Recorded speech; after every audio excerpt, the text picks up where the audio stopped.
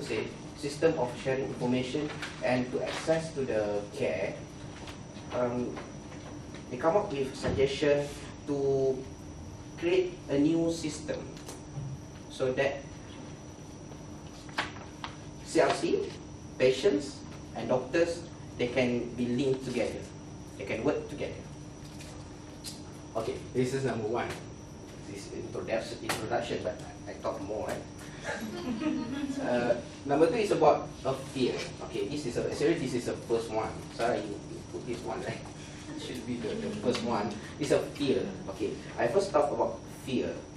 When someone gets diagnosed with cancer, the first thing they are fear of cancer. But for my experience, I think sometimes it's not necessarily a fear of cancer itself. It is a fear of treatment of cancers. They don't like to go to hospitals. They hate to meet doctors because when they go to hospitals, doctors offer them with a challenging treatments. They want to chemo, they want to radiology, radiotherapy, and then another one is to put patient undergo for surgery. So I like the concept. I read from an article. It said that doctors always do to cut, to burn, and to put toxics into patient's body. To cut means to do surgery, and then to put toxics, give chemotherapy. Another one to burn, to radiotherapy. So this is something that people always afraid of. And what CRC can do is to support patients, to support them, so that they can get very good, very clear picture about what doctors want to do for them. Are you agree with me? Yes. Okay. So this is what CRC have to do more after this, after we discuss about this. And okay, I say, when they're afraid of treatment, they're hard to choose treatments. You always heard that when someone's been diagnosed with cancer, they go for alternative treatment. For example, Malay traditional treatments, take some supplementary, and then what happens next? It doesn't work. So the patient have to come back to hospitals, and then that time it is too late for doctors to start their treatments. So this is normally happen everywhere in Malaysia. And so this is have to overcome. CRC has to take this as a main responsibility to create awareness, to educate people not to afraid of hospitals, not to afraid of doctors. Okay, and then number three is access to treatment. So we are talking about some areas in Malaysia, Peninsular Malaysia of Sabah and Sarawak, because we have urban areas and we also have rural areas. For people who stay at urban areas, maybe they can go to the hospital, the big hospitals like UMMC, like PPU camp. They can get to the hospital easily. But what about those who stay at rural areas? They are far from big hospitals, and then in the hospitals, a lack of technologies, lack of good specialists. So this is very difficult. Can say that they cannot go to the big cities, and then what options do they have? Instead of leaving their home and then move to the town, stay with their families at urban areas. But this is not the only choice they should have. We should improve this. And then, okay, so this is the questions after we talk more about these things, everything we are talking about today, and how to engage with Ministry of Health. So, because we don't have power, right? We just can talk. So, how to start our work? I know this is not easy. I think for me as a newcomer professor, I talk too much about this. But actually, this is what we have to start from today. Is in Malaysia, it is not easy to get in touch with Ministry of Health. Sometimes they listen to us, but you see what their feedbacks. Their feedbacks, sometimes we can say that poor feedbacks for us. So this is have to start from today. How to get engaged with Ministry of Health. And then, okay, another one, the last one, I think I would like to highlight on doctors' rules and their responsibilities.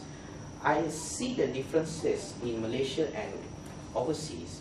In Malaysia, doctor takes their rules too much. They don't like to share their responsibilities. I mean, to delegate their words. They like to do everything, but they can't afford to do because they are busy. They have many things to do, and sometimes there are some certain things they are not familiar with, but they like to do everything. I take for example, like for me, okay, I go to the hospitals. Doctor, as a doctor, they treat patients in the lab. You know, in Malaysia, we train many people to do lab works. But if you see the organization chart, you still put the doctor on the top of the organization.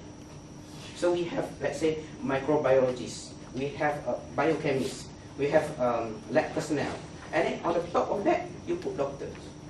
You also want doctor as a microbiologist. For example, radiology. You know, some person do X-ray, but they are not medical qualified, medical qualification. But you still put doctors on the top of that.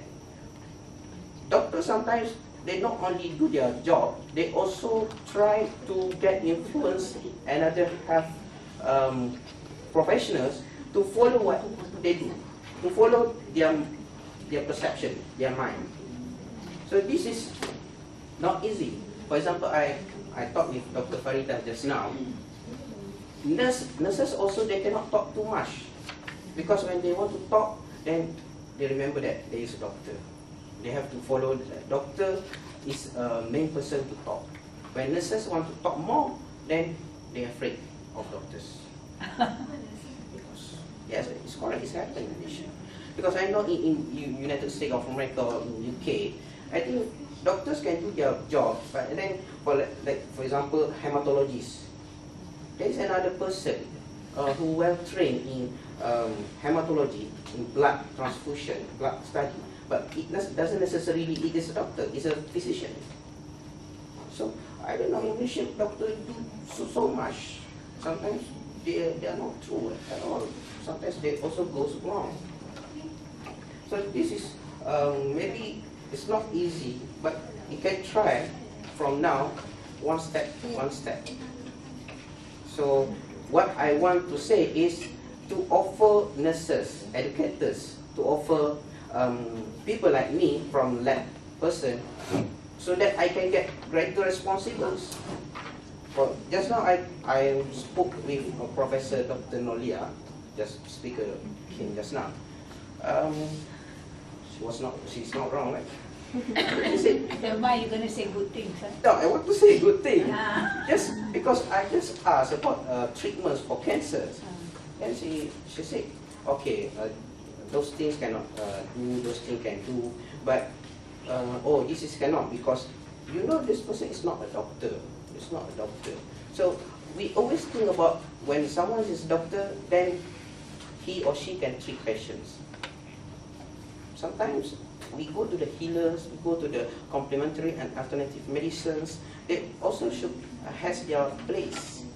Okay, in USA, maybe they have a policy for complementary and alternative medicines, but in Malaysia, it just started. Government just want to create, make a new rule for complementary and alternative medicines, so that for these practices can get their license, can do their job well. So sometimes it's not to change people's mind only, also to change doctors' mind. Okay, so that's all from me. So thank you so much.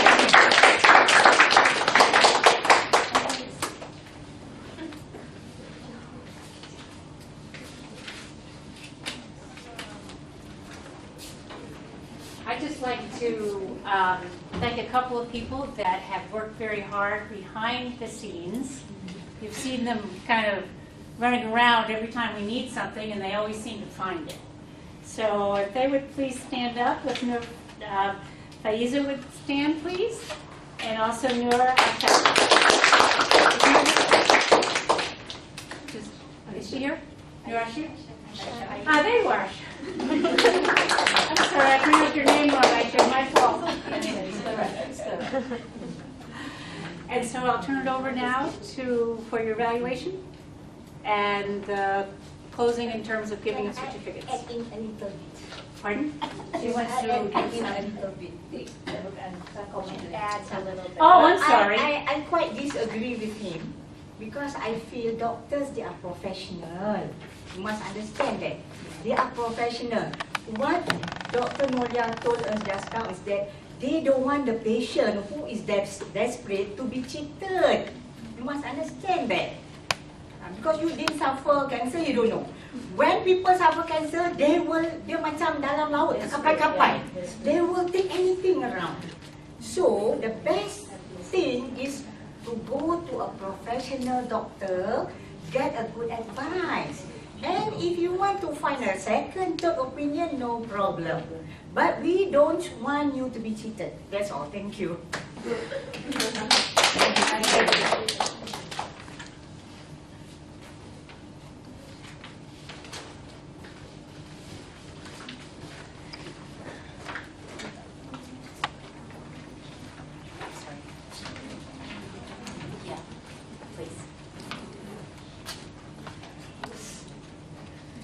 Thank you so much to Prof. Berterusan and also all the participants are actively involved in our roundtable discourse.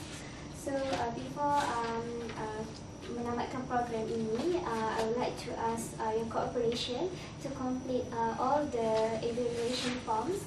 We have two versions of evaluation form, one in Malay version and another one is English version. So that selepas memulakan laporan penilaian itu, kita akan berikan sijil penyertaan kepada tuan-tuan dan puan-puan.